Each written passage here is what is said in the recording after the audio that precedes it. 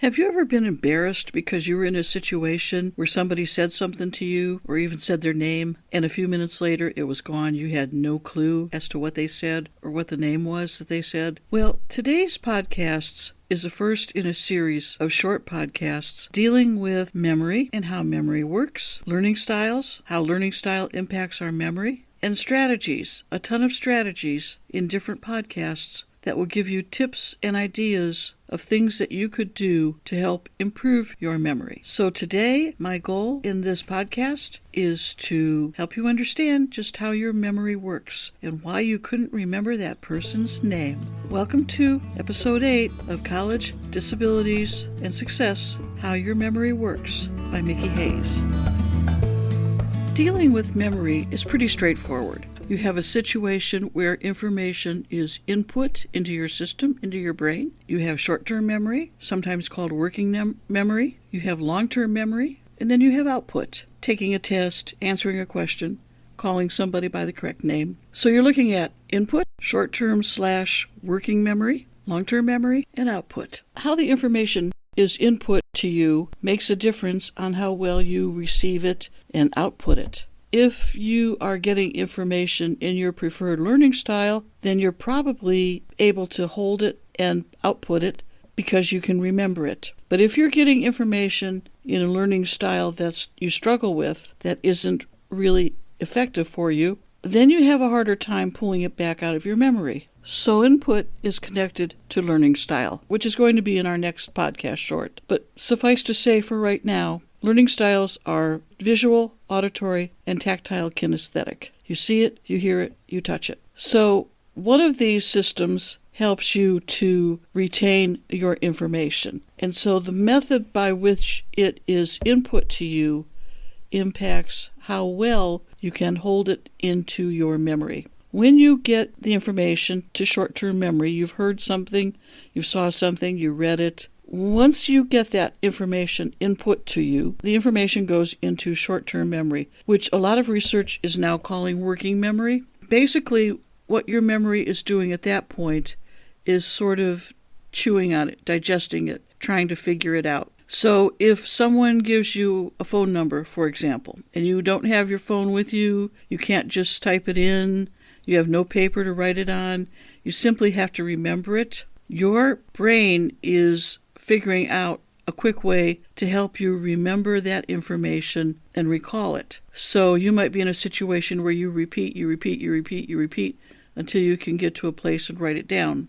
Now, once you have it written down and you can kind of let go of it in your short-term memory, but you need to switch it into your long-term memory. There are strategies and techniques that I'm going to teach you that will help you shift it from your short-term memory into your long-term memory. And you think of your long-term memory as a holding file, a place where all that information goes to sit until you need it. So a lot of the strategies, once it gets into long-term memory, are retrieval strategies. Where am I going to go in my brain to just find that information? So some of the short podcasts will deal with putting it into long-term memory and pulling it out of long-term memory. And then you go into the situation for output, where once you pull it out of your memory, you then share it, whether it's through a test, through a speech, through a presentation, through talking to somebody, through just calling their name back to them because you found a way to remember it.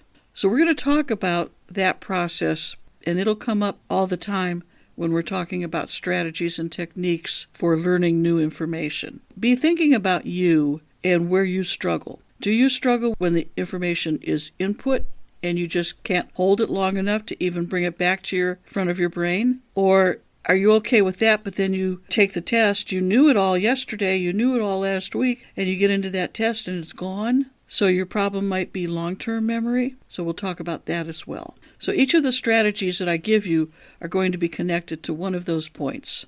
Input, short-term working memory, long-term output. Now, when you get a test for a learning disability, one of the tests that they do on the evaluation of a learning disability will evaluate your short-term memory and your long-term memory. So when you go over those results with your psychologist or the specialist that gave you those tests, take note of short-term memory and long-term memory. Those test results for a learning disability, that psychological evaluation for a learning disability, should give you some insight into that area of memory that gives you the most trouble, whether it's short-term memory or long-term memory. And that will kind of help you also analyze some of the strategies that will work best for you. But as we go through these short podcasts, hopefully you should start to recognize some things that might make a difference and might help you. And then you'll probably see other things that you wouldn't see them as any help at all. I'm going to do my best to share as many different things as I can about strategies and memory and learning techniques and learning styles. Think about the questions that you have that you might want to ask me too. My email is MickyTeaches, MICKIE, teaches @gmail.com. Take care, and I'll talk to you soon. Bye. The information contained throughout this podcast has been gleaned from my own personal experiences, but to ensure accuracy, please contact the Disability Services at the college of your choice to have first-hand information and the most up-to-date policies and procedures followed by your particular institution of higher education. The content in any of these podcasts is not intended as a substitute for information from legal, educational, or medical professionals. Always seek the advice of your attorney or qualified healthcare provider with any questions you may have with regards to legal, educational, or medical concerns.